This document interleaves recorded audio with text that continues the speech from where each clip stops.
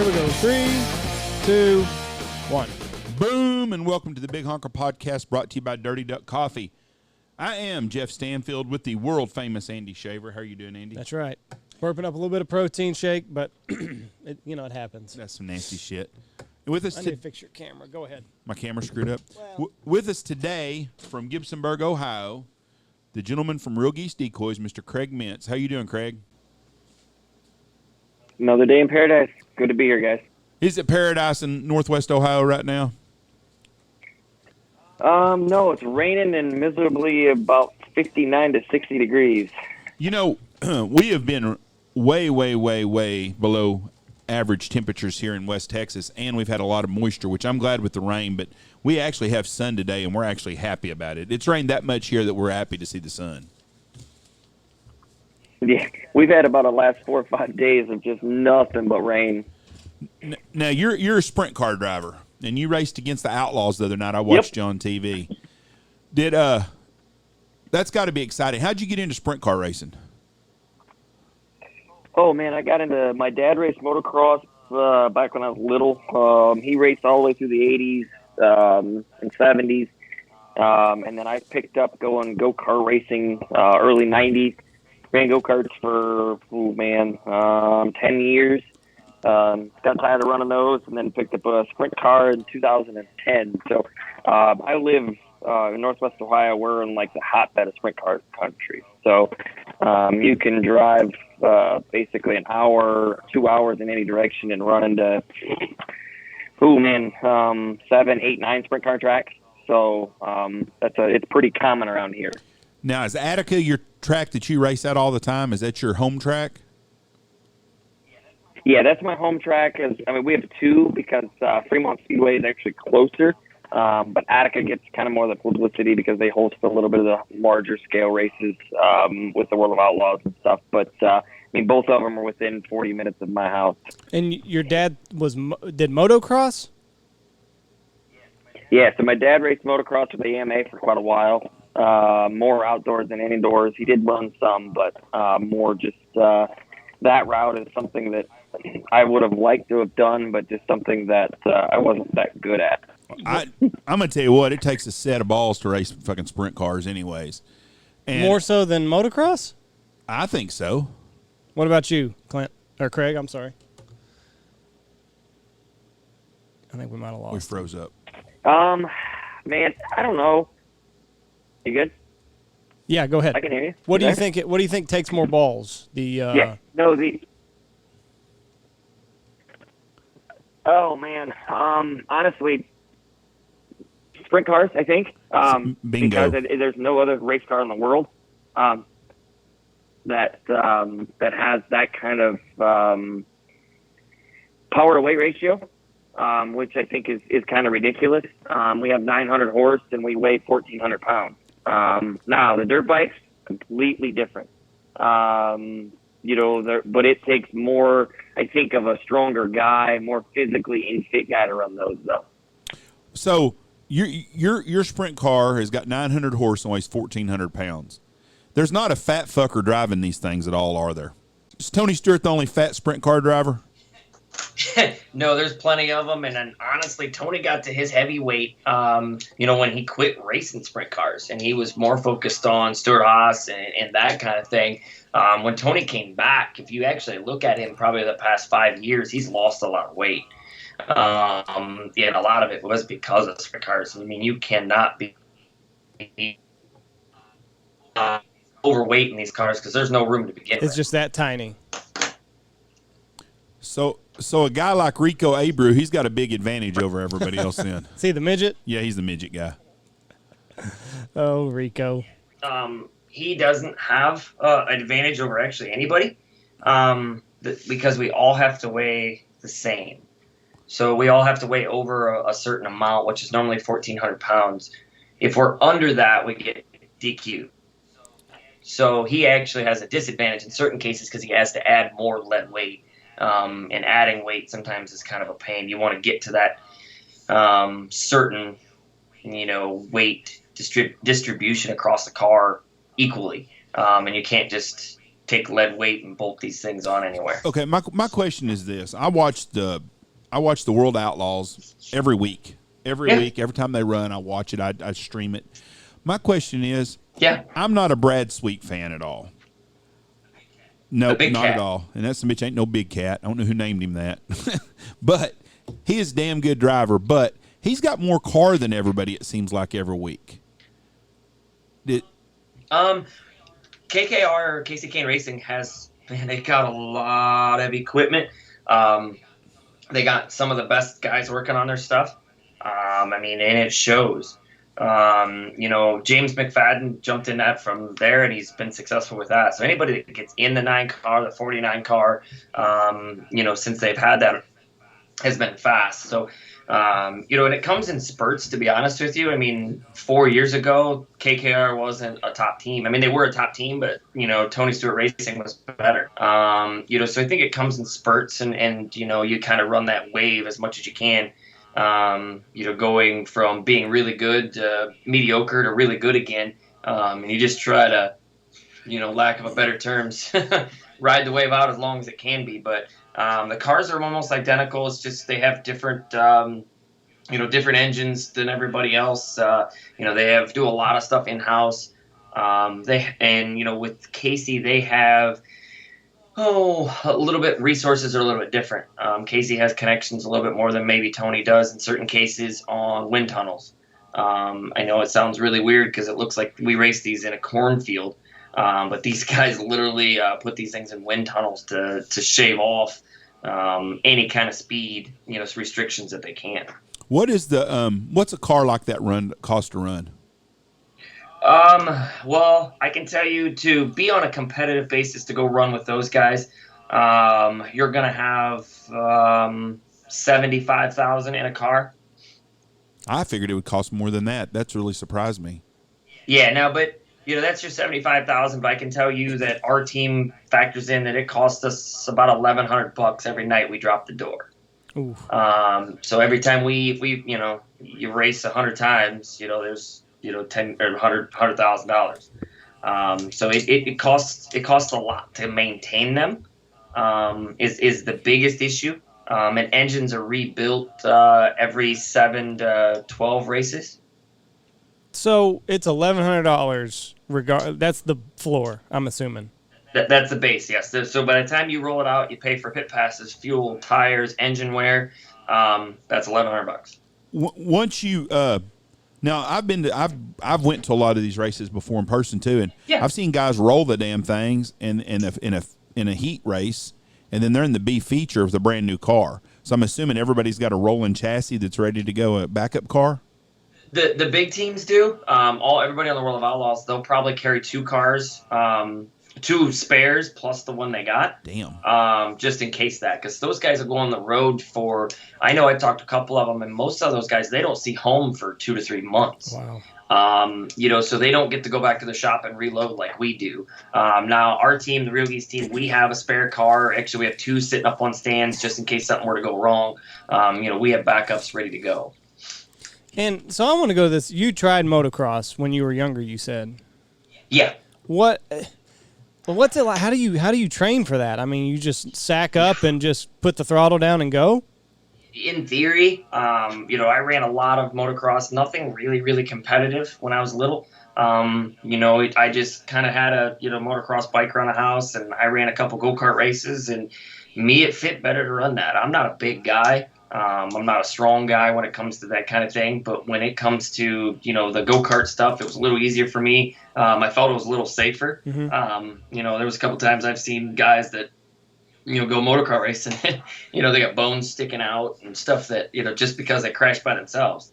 I'd rather, have 4 wheels and strapped in than sometimes be on 2 and fly off and, land in the mud. I have a couple buddies of mine that raced motocross when I was in high school, and they worked out all the time. Yeah, because that's the thing is you're also, whenever you have to be on point during that race, but so does everybody else around you. Like if anybody around you fucks up, then, they can send you flying. Yeah, and it's the same thing with sprint cars. We're trying to pay. In certain cases, we take 24 cars and put them on a quarter-mile racetrack, mm-hmm. In a circle. Mm-hmm. So not, and there's not much room for error, and it happens a lot of times that one guy screws up and it's not his fault, and tears up a lot of equipment. And you know that going into it, but most of the time that happens, and you just go on to the next week. How often now? I grew up around a redneck dirt track in Wichita Falls, Texas, and a bunch of, I'm talking white trash rednecks, and I saw a lot of shit. The big boys, do y'all have fights in the pit stand like they do in the redneck races? No, a fight is very rare. You'll get, you'll get that kind of pushing and shoving, and somebody's mad and stuff like that. But it never really, rarely turns into a fight. Matter of fact, there was a little scuffle about 2 or 3 weeks ago between a couple World of Outlaw guys, and it ended within seconds. So it never lasts long, just because there's so much corporate into the world now, that corporate sponsors don't want their name on a uniform of a guy fighting. It's bad publicity. It's gotten to the point to where it's not like it used to be 20 years ago. Right. 20 years ago, somebody ran you over, you walked down there and punched him in the face and walked away. Yeah. You can't do that anymore. One, you'll get arrested. And two, they just don't do that anymore. I wish they did, because I think it would save a lot of equipment on the racetrack, because then what happens is people take it back to the racetrack, where ultimately it can hurt you or somebody else that's not even involved in it. No, you see those things on the internet and on YouTubes of all those guys out there fighting, and it looks literally like Hillbilly Central. Where I'm at and where I race and that, it's a rarity if it does happen. See, that's the good thing about here is it's Hillbilly Central. So like the crowd is, they're mixing it up because they've got, they see the same people every week when the race happens. So like there's bad blood from the week before, and this camp sitting next to this camp, and the crowd is also fun to watch. The rednecks are what make it exciting. But like you said, 20 years ago when Dale Earnhardt was racing NASCAR, if he got in a fight with Darrell Waltrip, which I hope he whipped Darrell Waltrip's ass, everybody would have loved that. I mean, the corporate did too. It was great publicity for him, Yeah, and we've gotten into that whole PC world where you can't do that, and that's the sad thing and to run these teams with like KKR and Tony Stewart and those guys, some of them sponsors, they're laying over 6 figures, 7 figures, and when they're laying 7 figures over, they don't want somebody out there giving them anything that's going to be not positive. But again, there's a side of it that I always look at it too, is if you're on that corporate side of it, and you might have, let's just say, this bad boy of racing, mm-hmm. There's going to be guys that like him because of that. Yes. So it's a catch-22. But overall, if you ask any kind of marketing guy, they don't want that. But I think in deep, NASCAR, definitely not. But even when you see NASCAR, when the guys are fighting, that's when everybody's watching. Sure. Yeah. I mean, that's what we want to watch. So it's a catch-22. There's some times that I think that it's necessary that you kind of have a little scuffle, and we have some down here, and I've been in some of them. But it's never a thing where it's a literally fist fight to where it's somebody's ending up in the hospital. It's more of a shoving match and a bunch of name calling, and normally it's, for us here, it's kind of settled within a couple of weeks. Fighting in 2021 is not like fighting was in 1975. Fighting in 1975, somebody was going to get a bloody nose or a bloody lip. Oh, yes. 2021, You're either going to get shot or you're just going to push each other. That's the bottom line. Maybe not at one of these. Well, no, but I mean that's what that's a fight in 2021 nowadays is a shoving, talking shit, or somebody gets shot. It's 3 things happen. In the 70s, nobody was going to get shot. They were just going to get their ass whooped and then be the end of it. I think that Kyle Larson's comeback is showing the corporate world that middle America is sick of PC, I think. Because he's probably one of the most popular drivers on NASCAR, I would think, right now. Yeah, and I can honestly tell you some of that comes from the dirt side. Yes. We as a dirt side, we got thick blood. We'll hold, stand behind most of the, if you make a mistake, as he did, we're not going to throw you away. When he came back to the dirt races, when, he kind of lost everything in NASCAR, he was like he never left. Nobody was throwing stuff at him. Nobody was mad at, they might have been disappointed, but it wasn't like they threw him under the bus like they did in NASCAR. And then you look at it, in many different cases, man, there's a lot of people doing somewhat similar things and they're not getting the same results. So, I think there's a lot of the dirt guys when they've seen him come back and what he did to come back. And actually, I'm glad he's not as much as he used to, but when he was gone or out of the NASCAR realm, he came back to the dirt world. And he kicked our ass. Yeah, he was dominating last year. It was ridiculous. Nobody wanted him to show up to the races because you were racing for second if he showed up. And it was getting annoying. So now, winning the Coca-Cola 600 was awesome. And then 2 days later, or 3 days later, he was in Ohio and won a $20,000 to win sprint car race. So, it is pretty cool to see him come back and do stuff like that. But I think that the biggest popularity contest of that is coming from a big push of the dirt guys. Oh, I think everybody that's a dirt track guy. What did he do? I don't know. He used the N-word on a live stream. But same thing every rapper does and every deal and every black comedian and everybody else, but they get a free pass. Like, was he drunk or did he know he was being filmed or what happened? I think it was a live mic. Hot mic? And basically a hot mic when he was racing. I think they were doing like iRacing type thing, and somebody got into him or did something, and he was upset in many ways and said something, said that, and somewhere down the line somebody was recording it or broadcasting it live, and it went viral very quick. Was the guy that hit him a black guy? No. So he just used it. No. He just used it as like a general slang. Yeah, just correct. Don't be a right. You stupid. Just the same word all these young kids use all the damn time. You throw an A on the end of it, and it's or whatever they say, and it's okay. So he had hard R. No, I don't think he used the hard R either. I think he said the A. He's just not the right skin tone to be doing that. Yeah, his pigmentation's a little light. Yeah. So, anyways, he got. So let me ask you this. I think Kyle Larson is probably top 3 most popular NASCAR driver now. I've actually started watching NASCAR now because NASCAR finally have me somebody to root against and somebody to root for. I lost interest when Jeff Gordon left because I started liking Jeff Gordon because everybody hated him. So that gave me somebody to go for because it pissed everybody off when he would win, and he was the best there was for a while. So I liked him. Well, I didn't like Dale Jr. Everybody loved Dale Jr., so it gave me somebody to root against. Now I've got Bubba Wallace to root against because I don't care for him because I think he's propped up like Danica Patrick was. And now I have someone to root for in Kyle Larson. And I think Kyle Larson is one of the most popular drivers on the circuit now because I like dirt track racing, and that's why I started going to watch him to support him for that same reason. Yeah, and I think we all have a guy to hate. My guy is Kyle Busch. I can't stand him. He's a cocky little bastard. Why don't you like him? It's just arrogant, and he every time he goes, and anybody that touches him, it's a problem. But he can run through people, and it's not a problem. He's a rich kid that's a punk, is what he is. It's just, there's a lot of things I look into that, and I like NASCAR, but I hate NASCAR. I like the concept of it. I hate stage racing. I hate any of that. I don't get it. That's not what racing is. Point A to point B, and whoever gets there the fastest wins. That's what it used to be. It's how it should be. When you slow these things down on purpose, it's not a thing for me.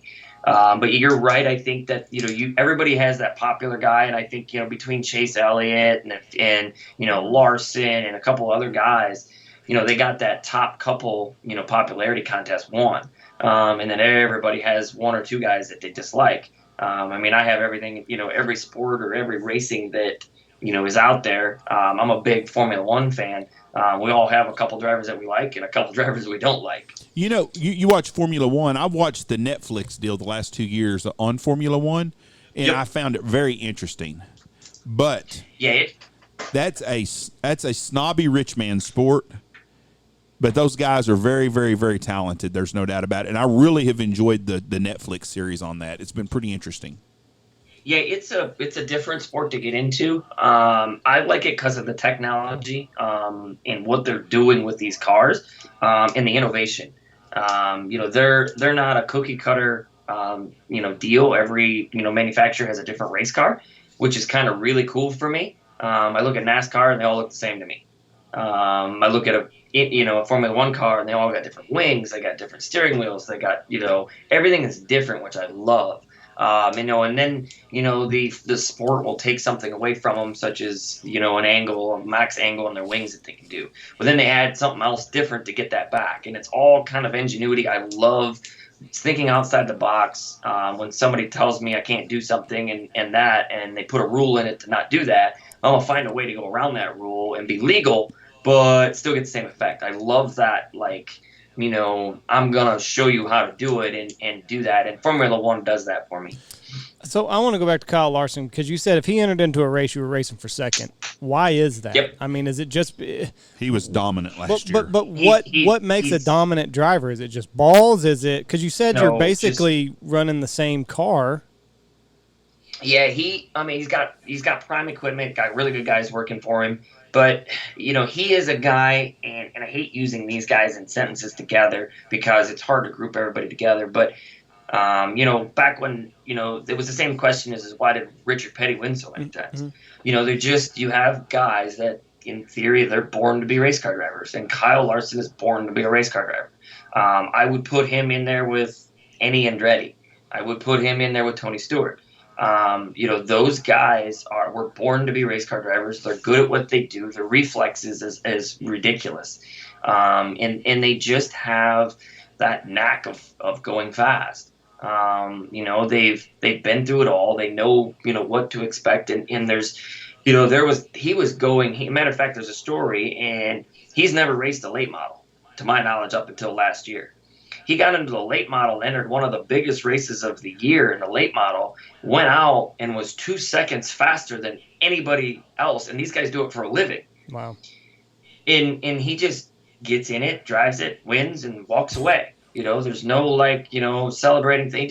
I won. Let's go. But on to the next one. It's just hard for me because I don't come from this. So it's just like with football, I can see how you win. In wrestling, I can see, okay, he's got better technique or he's stronger. But with racing, it almost seems like you've either got it or you don't. And Kyle, and I don't know what the it is, and that's what I'm trying to put my finger on. Yeah, and that would be kind of why is a 6th-round draft pick of Tom Brady better than Patrick Mahomes? Right. They're completely different physiques. Mm-hmm. They're completely different, but both got it. But they have that. And you have some guys, though, that let's just throw a guy out there like an Andy Dalton or a guy that's mid-pack. They're solid. They can win on occasions, and there might be times that they beat those two. But it's also more of a team sport. But you also have that leader part of it. It's kind of hard to explain unless you've been in it, but it's that got it mentality that you're doing. And it's not something you can go train for. It's not something you can go, work on. It's just you're born with it. And the bad thing about our sport, NASCAR included, is it's turning into either daddy's really rich or won the lottery. And I'm going to go spend all this money. And what happens is the kids with zero talent get the rides over the kids that have the talent and have it, but never get the opportunity because they don't have the money. And it's turning into that, and it's pretty sad. And we're pricing ourselves out in every sport of that. When did that come onto the scene? Probably 2010. That's probably been slowly happening for the last 10 years. Start looking at some of the NASCAR teams and start looking at something like that. You started getting a lot of random guys showing up that you never heard of before, ever. They just show up and they race one race. Those are guys that walk in there, drop $50,000 to $100,000 down and say, I want to race one time in NASCAR. That's what you get. Mm-hmm. And now it's more common. Not in NASCAR ranks, but in my area, in that is you got guys showing up, jumping into rides that honestly they don't belong in. There's guys that deserve those rides, but they're not bringing money. I can tell you right now that I would think that I'm going to use Danica Patrick because she done okay in the Indy circuit. I mean, hell, she led the Indianapolis 500. She has some talent. She was not a NASCAR driver. She had no business racing NASCAR, I don't think. And I am damn sure as an amateur as you can get when it comes to being a NASCAR fan. But she was there because she was a woman. Now, I'm not saying she sold tickets. Yes. Well, I don't know that she sold tickets. She was good for advertising and for TV probably. But I don't. But the NASCAR is a bigger market than Indy. Right. Unless you count out the Indy 500. Exactly. Past that, and it's in theory, the top stage of the United States.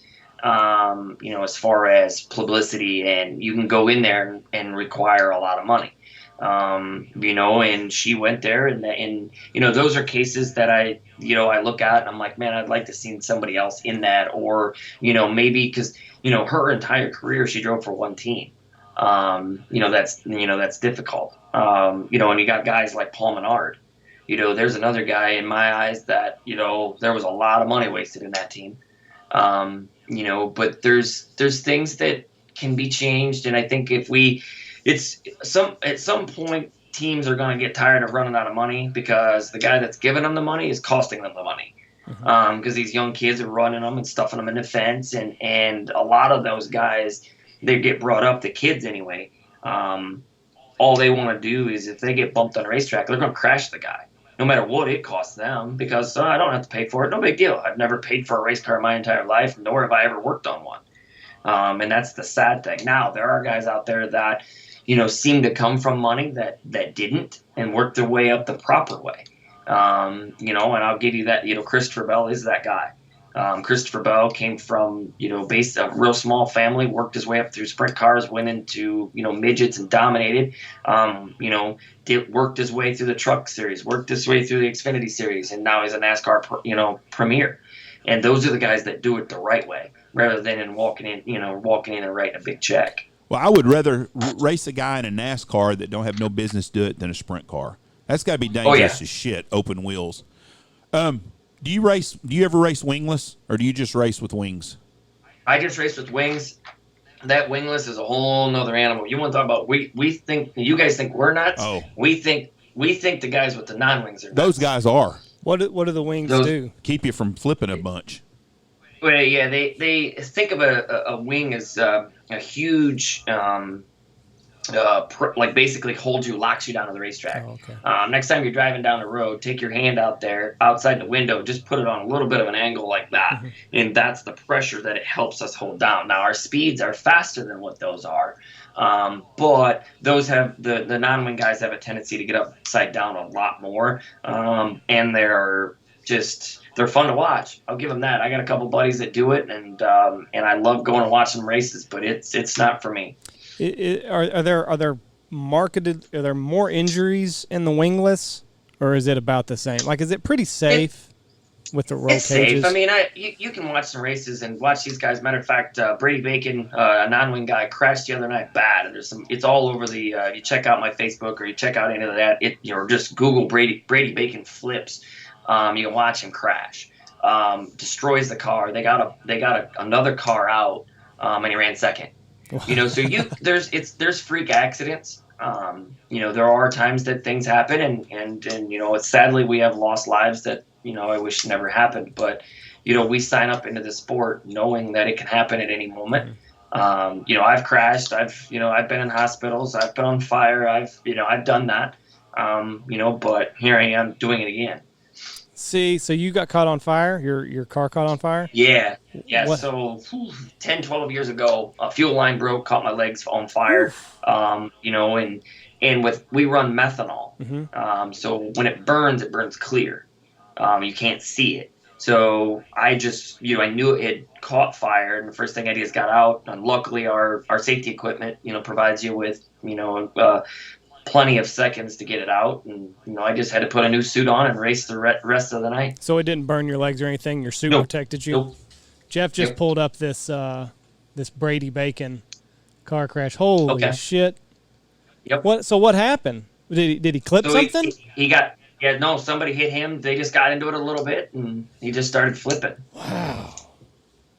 That's why you got to have them special suits for your balls to sit into. So those wings would keep you down a little bit more? Not always, but like with a wing, he probably wouldn't have flipped as bad.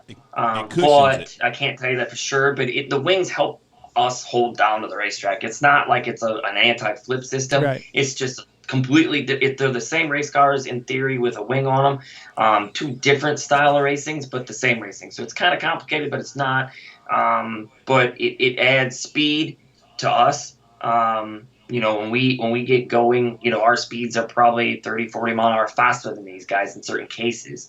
But it costs us more when we get upside down because we got to replace those. Right. So when you got caught, when your legs caught on fire, did you feel the heat coming in through your suit, or did you not? Yeah. You did feel a little bit of heat. I knew it broke because I felt the the fuel being sprayed. And normally when you have fuel on your feet or you have fuel down there, there's a really good likelihood of some type of fire.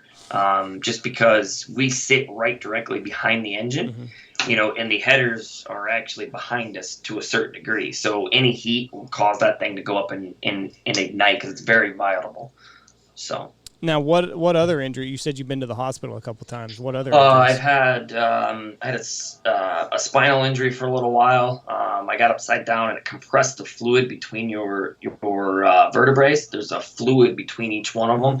When I landed perfectly flat, and basically go sit on a second-story roof and drop off and land on your butt. Right. Didn't break anything, but it got to the point to where I was on restriction for 2 months that I couldn't pick up a gallon of milk. So I've had that.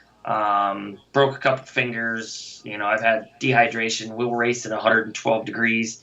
And you're out there. Basically, go put a snowmobile suit on with long johns. And go put a stocking cap on and a helmet and go run around outside for 30 minutes. And that's what you get. So what do you have to do to prepare for that? How often are you racing? You racing once a week, twice? We'll race twice a weekend. So we'll race Friday night and Saturday night. And then we'll spend 10 to 12 hours of maintenance during the week to do it all over again the following week. I have right around 30 scheduled races this year. Now that'll change sometimes down to 23, 24 due to rainouts. But it could go up up to 33, 34. If we're having a good year, we'll find more races to go race. So what do you do? Do you take an IV before your race? How do you stay hydrated? Just do the best of myself. I'm huge into sodium the day before, so like today I'll try to because it's not gonna be hot for the next couple of days. But when it gets really, really warm, I'll increase my sodium on Thursday, Friday day of race. It's a lot of waters, a lot of vitamin waters, a lot of simple just Gatorades just to keep that electrolytes up. Try to eat the best you can, and then during the night I just do everything I can. Doesn't always work, but normally I'm normally okay. But there's like NASCARs, those guys have water bottles and they have a straw, so they can drink while they're racing. Right. We're not in the car long enough to do that, but when we're in the car, it's a lot of work in a short amount of time and a lot of heat. So how long are you in the car for total? A 30 lap feature will go anywhere from 25 minutes to 35 minutes. So that's not bad. So I was wondering if you drink all this fluid and you gotta go potty, what do you do? But if you're only in there 20, 30 minutes, it's not an issue. And you can honestly, I've raced with a broken wrist and it hurt like crazy before I got in it. Once you get in that that adrenaline, that you don't feel anything. Right. There's times that I think I've held my breath for a minute. What's the fastest you've went in a sprint car? So I think we went to Eldora and Port Royal a couple times, and I would imagine we're probably in the low 110s, 112s, 118s. That's your top speed. Your average speeds are probably 100 mile an hour, 101, 105. So. And that's on a half-mile circle, right? Yep, half mile. What is? So we can do half miles in 14 seconds. What is in a circle? What are the late models running? Late models are on that same track. If we're running into 14s, they're probably in the 19s. So they don't run as fast as y'all run then? No. Yeah, they're much slower. They're much heavier. And now we had a guy on here that was a sprint late model driver. They cost more than the sprint cars do, right?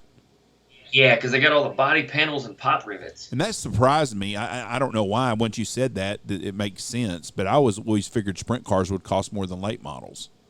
No, you start taking the body panels off those guys. And those late model guys, they throw money at stuff that, oh man, it's crazy. I've kind of gotten some late model fans around me, and I kind of ruffle their feathers every now and then because they spend more on pop rivets and aluminum than we do anything else. Every time they bump into one another, they got to change the whole body panel, and it's 400 rivets, and it's just crazy. But you get underneath those cars, and they got two shocks on every corner, and then they got suspension that moves, and they're so complex that they've done the same thing. The price of them, I bet, has doubled over the past decade. Now, is this getting more expensive now, especially because of COVID and scarcity with supply? Are we about to see a major increase in price for this stuff? We already have. Aluminum, anything that's aluminum is hard to get. Mm-hmm. We're already seeing a rubber manufacturer that makes our tires. They can't make them fast enough, or we're almost out of tires. So it's becoming a big issue. I don't think it's hit us yet. But we're on the verge of that peak of like, this could be a problem here in a month. I don't foresee anything being a major spike. I know methanol has went up in price. So that's kind of went up. There's some things that I think can be, overall a problem, but it hasn't made a huge reared its ugly head yet, but it's peaking. Boy, the liberals have fucked up our country from one end to the other. Now they're going to fuck up dirt track, outlaw racing. Yeah. You piss us outlaw guy, you piss us dirt trackers off, it's going to be a problem. I was at the local supply house here just yesterday, and the guy said, the owner of it said, yeah, I can't get garden hoses. So I'm wondering if that's got to do with some of the rubber material. Yeah. Matter of fact, one of our businesses that we have here, we print. We do some graphics on a mat that goes into a rubber mat. That's a non-stick mat that goes to. They work on veterinarians, Mm-hmm. so they go on scales, and that we get that rubber mat from another supplier, and we've been shorted on that for the past 6 months.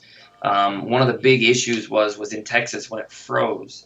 And then we had that deep freeze, you guys down there. Yep. A lot of the resin comes from that area. Well, most of and if not all of them, shut down or had pipes freeze and break, which caused a huge back shortage, and it's still not even back to where it needs to be.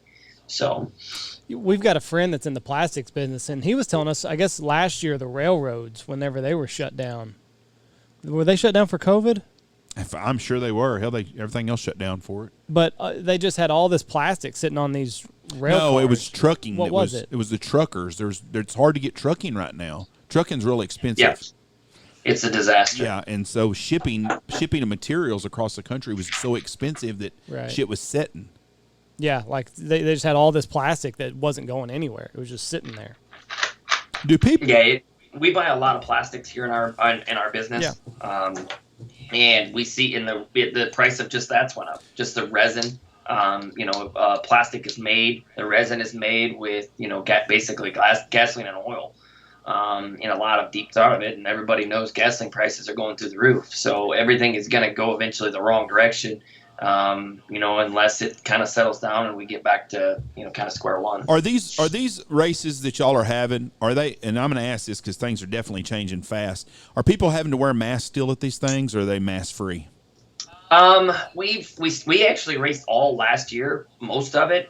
We were down with COVID for a little bit early on, but I think we started racing in end of May. The first couple of races that we raced, there was no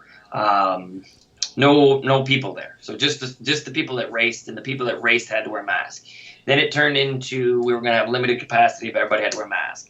Then by the end of the year, pretty much in Ohio, we were done wearing masks. We got tired of it. Most of us just didn't wear it.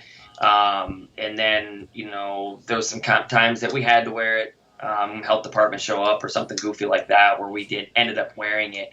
And then obviously through the winter time, and then this season, we just basically had to wear it on entrance.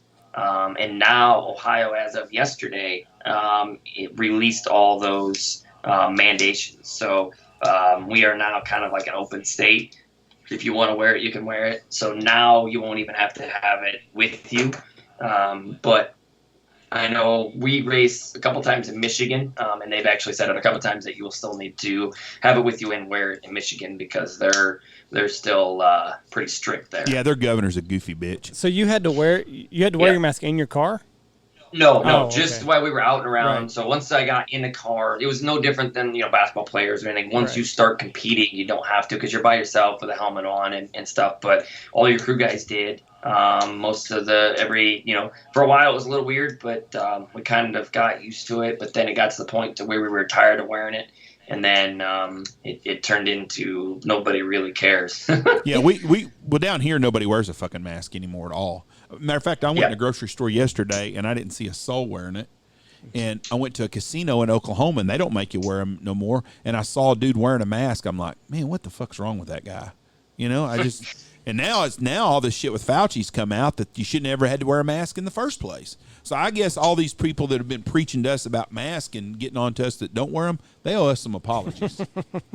Somewhere somebody's going to be in some serious I won't say they're going to be in serious trouble, but they should be in some serious trouble. Yeah, there's a whole lot of answers, a lot of questions that are going to have to be answered coming forward, and I don't trust anything the liberals do anyways to fix anything, but from being on your Facebook, you have this, you're pretty much everybody that listens to our podcast is pretty like-minded on this shit, but they have lied to us, and there's a lot more to this COVID than just the flu-like shit that we're getting. It was put on us on purpose, I think, most definitely now. I'm not much of the. I mean, I am a political guy, but there's some governors out there, and one of the ones that I do like, ones in your state, there's a couple of them in Ohio and a couple of them, some representatives that I hope go down to the representatives in the Senate and say, hey, what the hell's going on? And I'm hoping that somebody starts pushing some buttons. Y'all got a guy in Ohio that I really like, Jim Jordan. I do too. I like Cruz too. Yeah, Ted Cruz he's a damn good guy. Jim Jordan was a wrestler, wasn't he? Like a big-time college wrestler, I think. Coached at Ohio State. I think he coached at Oklahoma. I thought Ohio State. No, was it Oklahoma State? One of those out there. He's like a national champion. Oh, well, he's a damn good guy. We need more people like he's him. A good guy. We need more like him. So let me ask you this before we get off here. Yeah. How'd you get into the decoy business? Real Geese started a long time ago, and my father had a huge hands into it, and I grew up around it. I've been at Real Geese 17, 18 years now. So when the first Pro 2s, that first Pro Series came out, I had my hands in it, and I really enjoyed it. I enjoy hunting. I don't do it as much as I want to just because I'm so busy with other things, but I got to the point to, my father's getting older and wants to retire, and I've been purchasing Real Geese and the other businesses that we own slowly every year for probably 6 years. And it's gotten to the point to where it's something I really enjoy. I really enjoy the marketing aspect of it. I really enjoy, making new products, listening to people, what they want. So it's just been something that I know a little bit about the hunting aspect of know a little bit how to, go that route, but I know a lot about how to print them, how to make them. And that's something that, doing it for 17 years and having your hands deep into it, is what's helped me, kind of gotten where I'm at today. Are you going to be at Game Fair? I am not. I have other kind of responsibilities that I have to actually on the same date. We've kind of scheduled some stuff outside of COVID when COVID was going on, and now that kind of COVID's over, now we have so many things to do that I can't catch up. Yeah. It was just like a massive flood. So we're trying to catch up on a few things. I actually have a couple guys that I just hired. Bought a trailer, and they're going to haul around a truck, and we're going to set up tents and a bunch of, different outdoor shows, something that Real Geese has never done. We used to be a SHOT Show, go to that every year. We had a booth, loved it, and it turned into kind of another disaster, if you want me to be honest with you. Cost was outrageous of what they wanted a booth for, and I didn't see the value in it anymore, so we don't go to it. So we're going to start doing some of those things. It's just going from doing no shows to some shows is a lot more difficult than, what a lot of people think it is. It's not just setting up a little table with a bunch of stuff. When we have 60 different UPC codes and products, it sometimes gets a little difficult trying to take them all and set up the proper way. I don't think SHOT Show and some of them places will ever be what they were before COVID. No way. I saw somebody, I think it was on, I can't remember. I see so much shit in a day.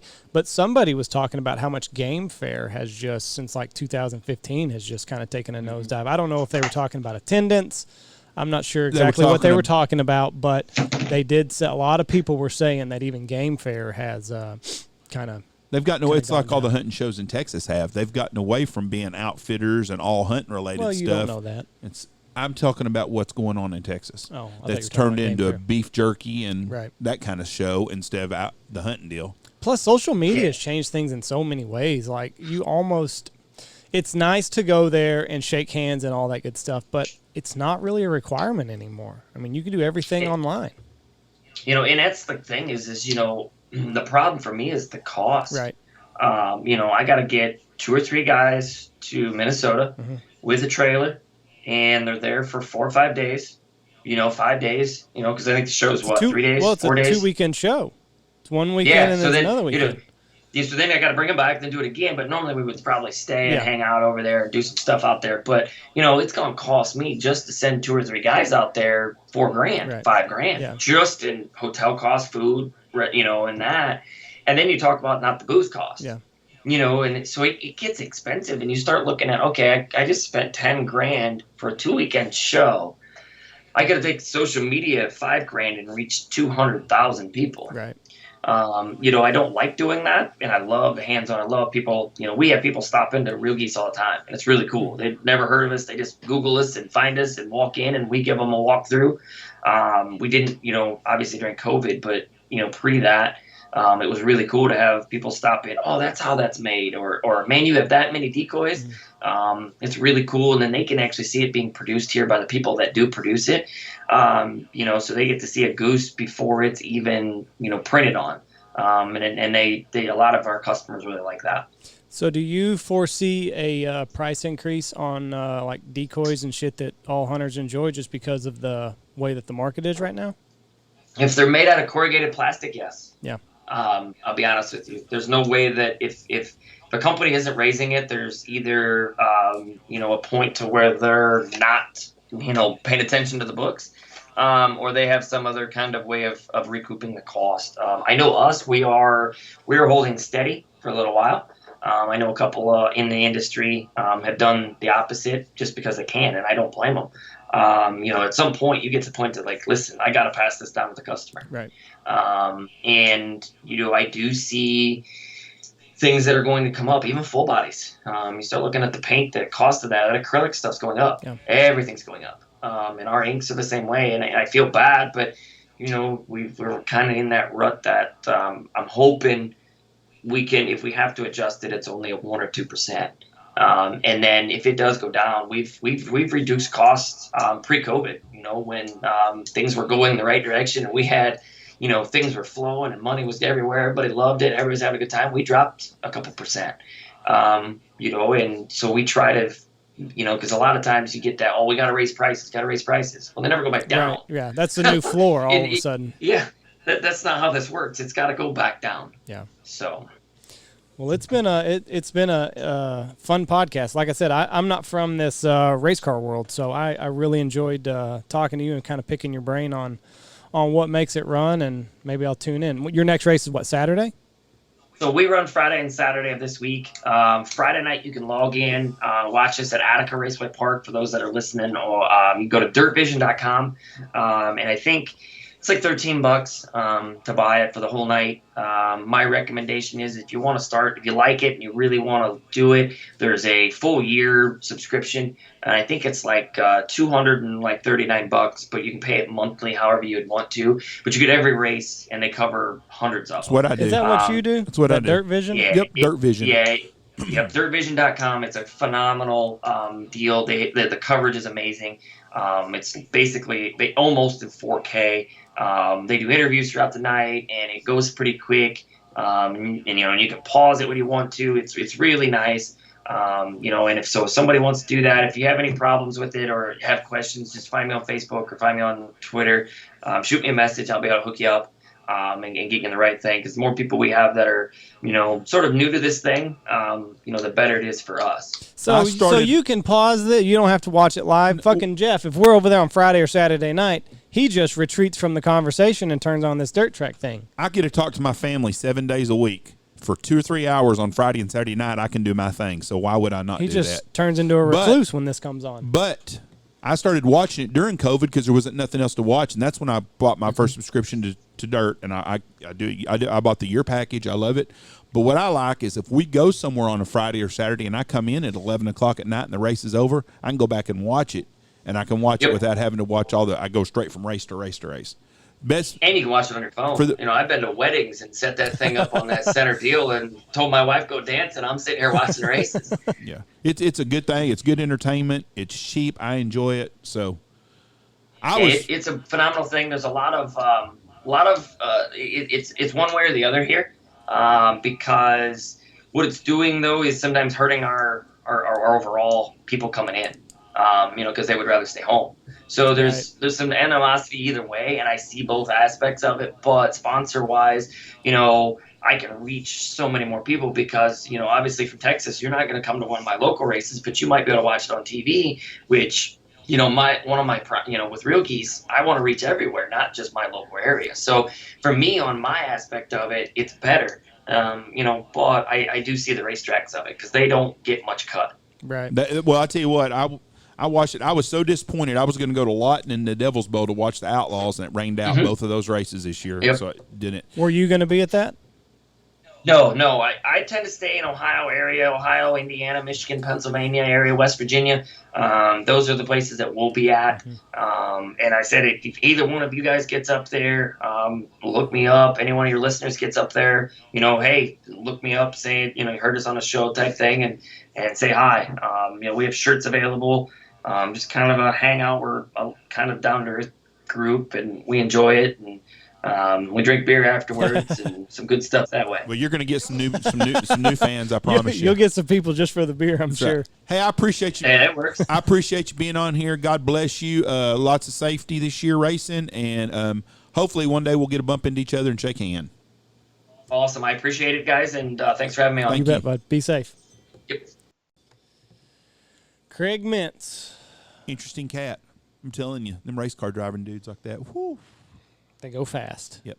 And I grew up going to the races, Redneck Entertainment. Yeah. And I used to love to watch them all, but I was always loved them. Back then it was the modified and the super modifieds. I remember when the sprint cars first come out, the World Outlaws. And I've just always been a big fan of it. I enjoy it. But I do like watching the lower classes wrecking and the fighting and all that bullshit too. Wow. You can't take that out of me. Oh. That's born in me. Well, that's the entertaining part. It's like watching wrestling. Yeah. I mean, if there was a good wrestling match, I would probably watch the old redneck wrestling too. Something grew up with, and it's good old things. But boy, they have sure changed that sport to a money sport. Wow. Ends up taking over. National sponsors like that. Anyways, I wish him the best. I really enjoyed that podcast. Thank y'all for listening to us. God bless y'all and have a great day.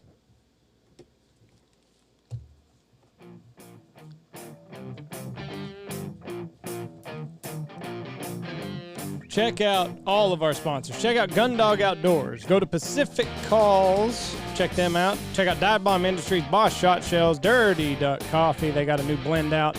Lucky Duck, Looking Glass Duck Club, Eyesight Drone Service, Goose Creek Retrievers, Bangtail Whiskey, and Stanfield Hunting Outfitters.